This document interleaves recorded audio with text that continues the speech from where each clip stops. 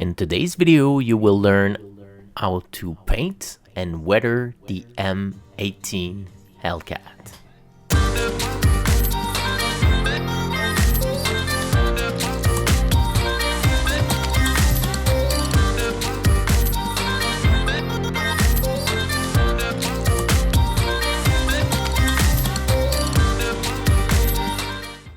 What's up guys? Super happy to be back with another video. So like every model, everything starts with a black primer. So that's the first step of basically everything. Today I'm using Mr. Finishing Surfacer by Mr. Hobby. To get some highlights, I will also use a gray primer from Vallejo that will give some light to the model before the main paint job. So the first coat of paint will be US Olive Drab 80% versus Highlight Tanker from Penzerace's Vallejo, probably 20%. So don't forget, everything that I will use in this video will be on the link in the description below. And just don't forget to subscribe, it's gonna help me. Hit that bell icon to see more video like this. The first layer of paint will be lighter than the second one because we want to have room for chipping effect. So there's two ways you can do it. I'm gonna show you, for example, the Hairspray or the chipping fluid method, but in this case we're gonna use the Stipling method. So if you don't see the part 1 of the video, the build and all the aftermarket things that we did, just hit the card at the top right of the video. Again, you just do the same thing on the turret. Basically, what you saw, I'm using my Sword Art 2020 airbrush.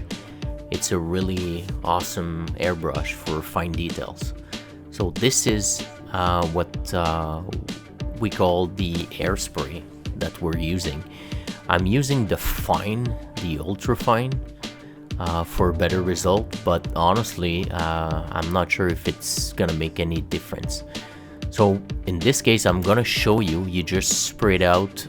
I'm using my airbrush because it's a little bit easier to do a tint coat, but you can use it directly from the bottle, so there's no big difference.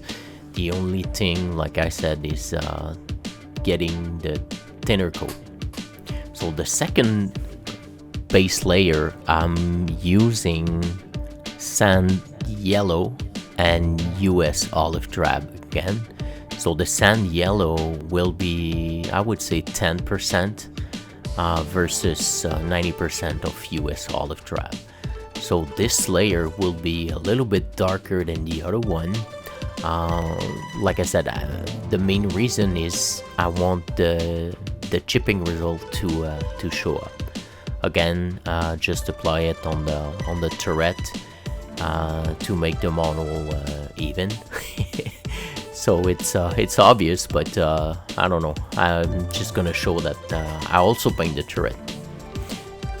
Just for the video, I'm just showing you the way that you remove where you got the chipping effect. So basically you just run some water and you just brush it. Just be gentle, not to remove large part of the paint, but basically that's the technique. This is the technique that I'm using for this particular model. It's basically a sponge stippling method. Note that I'm using the first layer of paint that we did earlier. So now it's time for the accessories. The first thing that I will probably paint a lot of time, I'm using Old Wood by Vallejo. It's an amazing color for wood, for everything wood, for I would say the World War II era. I'm also painting the wood cases and things like that. I'm also painting the canteen, the bags, and all the different things, the barrel like you see right there.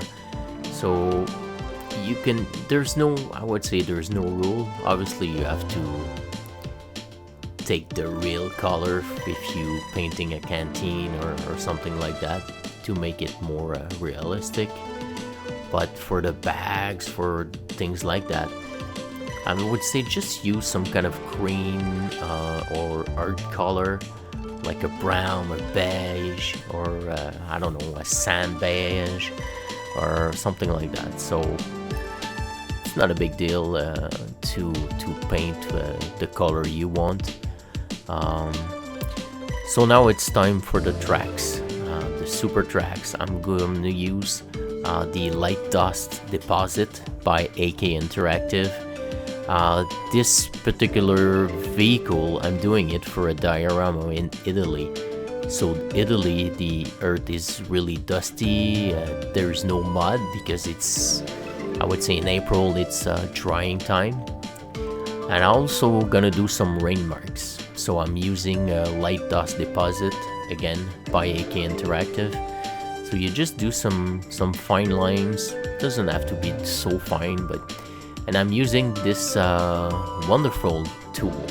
It's a saw brush from AK Interactive. It's easier to remove the things with enamel thinner since I'm using oil, so it's an oil-based product. And we'll do some stippling with a toothpick. You can use whatever you want, but the toothpick, after it's done, you just throw it out. So that's the result. It's a super nice result. And like I said, since it's gonna be a really dusty area, I'm just continuing with the base of the tracks and the wheels and the base of the vehicle also. So this way you're gonna have some kind of a uniform dusty vehicle. Now it's time for the spare tracks behind the turrets. I'm just using dark rust from Vallejo, so to build some kind of a layers.